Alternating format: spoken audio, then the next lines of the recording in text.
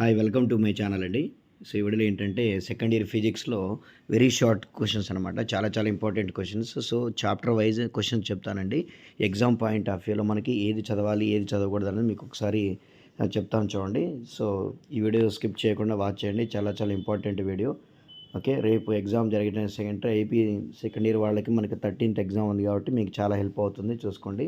So first ఇక్కడ మీకు questions ఉన్నాయి చూడండి. Define power of convex lens, ray optics అండి. ఇది కూడా చదవాల్సిందే, చాలా ఇంపార్టెంట్.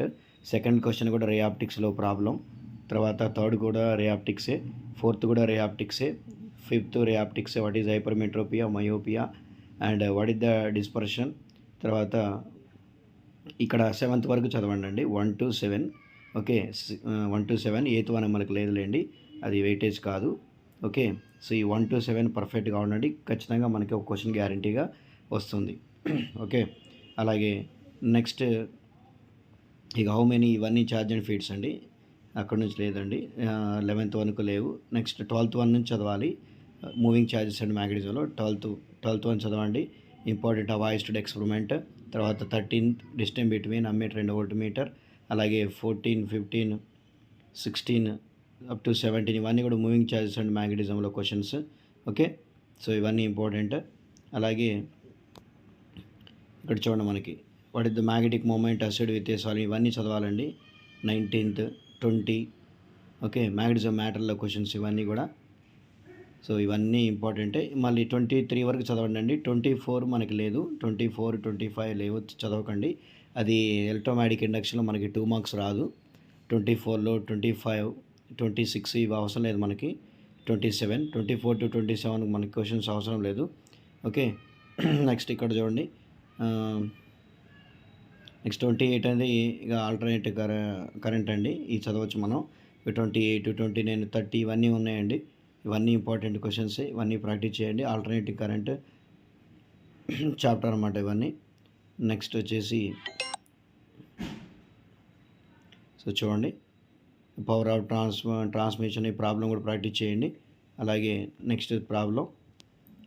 ఓకే, సో ఇవన్నీ చూడండి మనకి ఆల్టర్నేటింగ్ కరెంట్ చాప్టర్లోనే. తర్వాత వచ్చేసి ఎలక్ట్రోమాగ్నెటిక్ వేవ్స్ అండి, 37, 38 ఇవన్నీ చదవాల్సిందే. 39, 40 ఇవన్నీ చాలా ఇంపార్టెంట్. కన్ఫామ్గా మనకు ఒక క్వశ్చన్ గ్యారంటీగా వస్తుంది. ఓకే, తర్వాత ఇక 43 నుంచి డివైన్ నేచర్, చాలా ఇంపార్టెంట్. డివైన్ నేచర్ నుంచి కూడా మనకి వెయిటేజ్ 2+2 ఉంటుందండి. సో అన్నీ చదవాల్సిందే. ఓకే, ఈ క్వశ్చన్స్ అన్నీ కూడా మనకి డివైన్ నేచర్ క్వశ్చన్సే. 47 ఇవన్నీ కూడా చాలా ఇంపార్టెంట్. ఓకే, అండ్ ప్రాబ్లం కూడా వెరీ ఇంపార్టెంట్, అది 51. సో 52 కూడా ప్రాబ్లం చాలా important. 53, next 54. Okay, what is AMU, ఇది నెక్లీ అండి. ఇది మీరు చదవాల్సిన అవసరం లేదు, మనకు లేదు. 55 వెయిటేజ్ కాదు. ఇవన్నీ న్యూక్లియర్ చాప్టర్లో, దాంట్లో 2 మార్క్స్ లేదు. 55, 56, 57. ఓకే, ఇవి 58 ఇవన్నీ లేవండి. 59, 56, 60 ఇవన్నీ లేవు, తీసేయండి.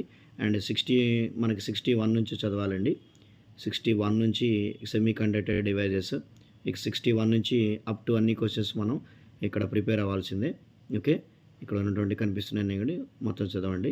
ఓకే, సో ఇవి వెరీ షార్ట్ స్టూడెంట్స్. ఓకే, ఇవన్నీ పక్కగా పర్ఫెక్ట్గా ప్రిపేర్ అవ్వండి. ఓకే.